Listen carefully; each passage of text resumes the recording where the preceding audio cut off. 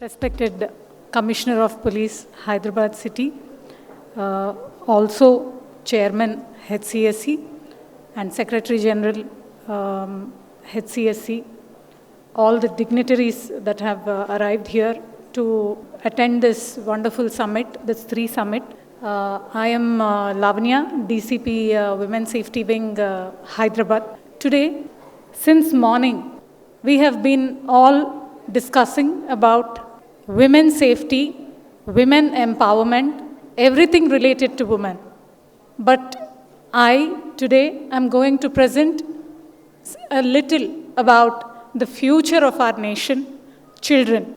How digital revolution has, in spite of developing the entire world, has adversely affected the children. Today, my topic would be about child sexual abuse material. As you all know, children are the most vulnerable group. What exactly is child sexually abusive material? Child sexually abusive material has different types of legal definitions, but the main components of these definitions are having a vulnerable child, having a visual depiction of a sexually explicit conduct. It must involve a minor, and that is published on the internet, circulated in the internet, and sold in the internet. CSAM is a punishable offense under the POCSO Act, IT Act, and few sections of the latest BNS also. What happens when a CSAM occurs? CSAM mainly affects the psychology of the child. The victim who has underwent this kind of sexual exploitation becomes vulnerable to psychological distress, and there is also links which say that CSAM has resulted in increase in crime rate, because the child's brain, which is not completely developed, especially the prefrontal cortex that makes the decision, is affected not only by being victimized to produce CSAM, but also by watching CSAM content on the internet that is freely available. It causes not only immediate trauma, but also long-term effects on the personality of the child. What happens in India, especially relating to the enforcement of against CSAM?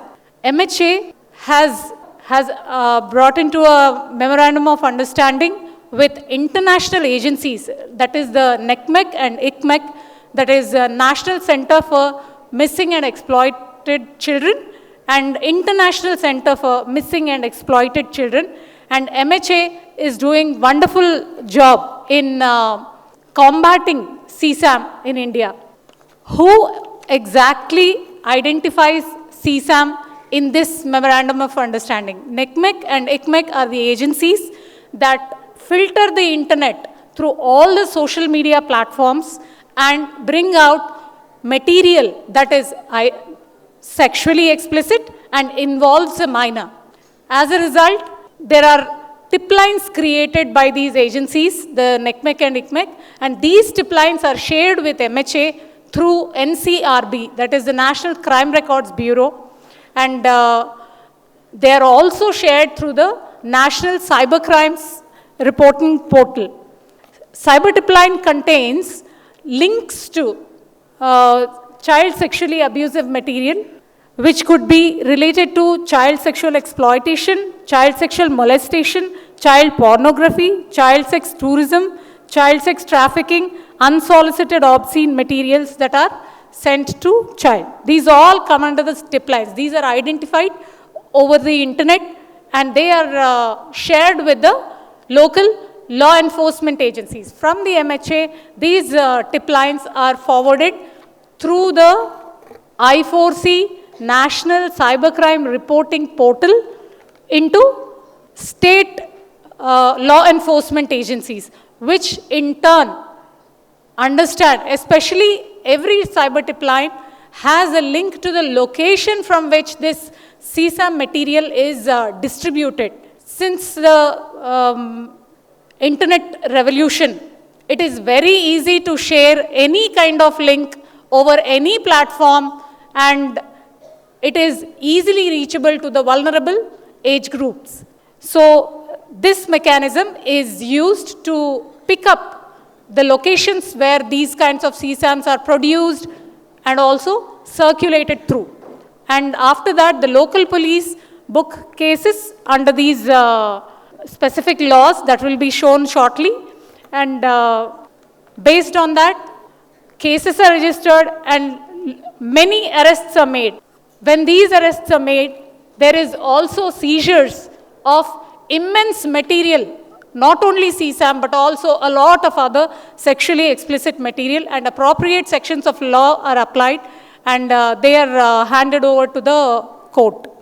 MHA, as I said, shares the data with the state law enforcement agencies. In Telangana state, initially, CID was the main agency that was nodal for tip lines. Now it is the Telangana Cyber Security Bureau that is the nodal agency. However, they filter these tip lines and they share it with all the local units, and local units act upon it.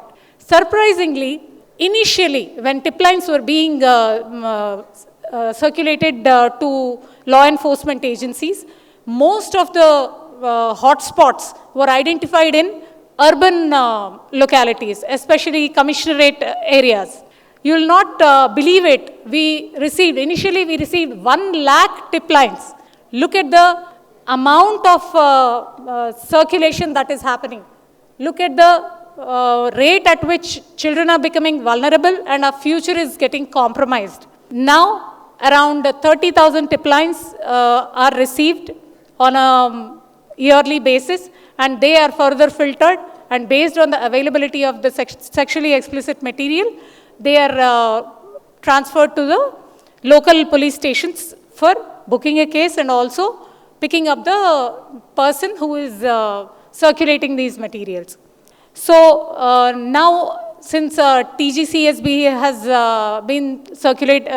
been sending these materials, I would like to focus on Hyderabad City Police, where as on today, this year, since its inception 2019, a total of 79 tip line cases have been registered, and they have been detected and the culprits brought to justice.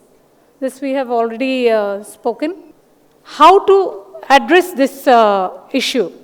As we all know, since morning we have been speaking about women's safety, and as we all know, awareness is one of the biggest tool that can combat our fight against CSAM.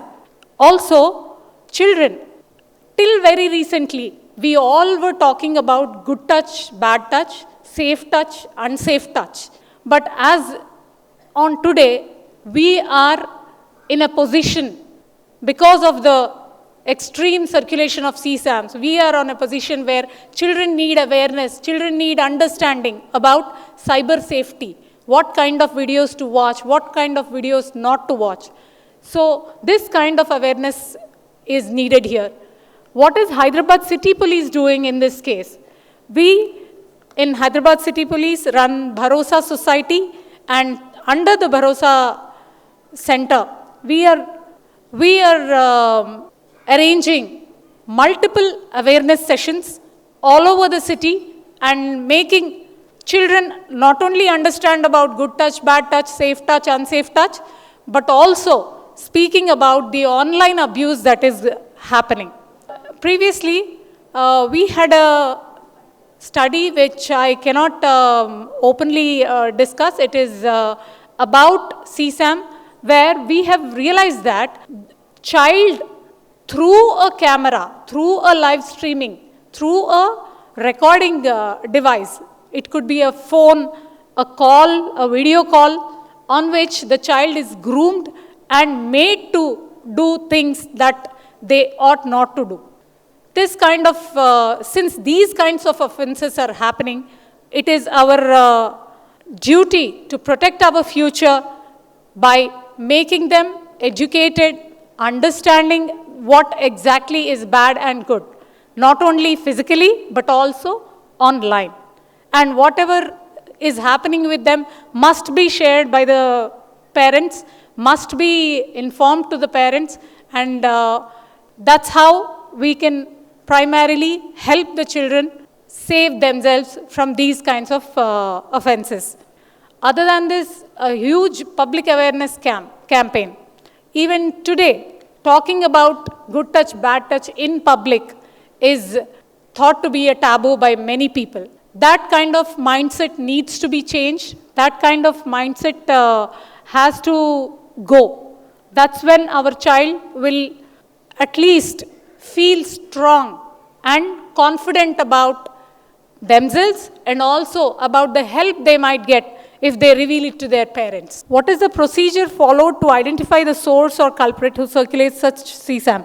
Reports from, not only reports from public, but also automatic detection of such tip lines or CSAM material is also possible through apps like phone DNA, photo DNA, and also through manual review of your social media accounts.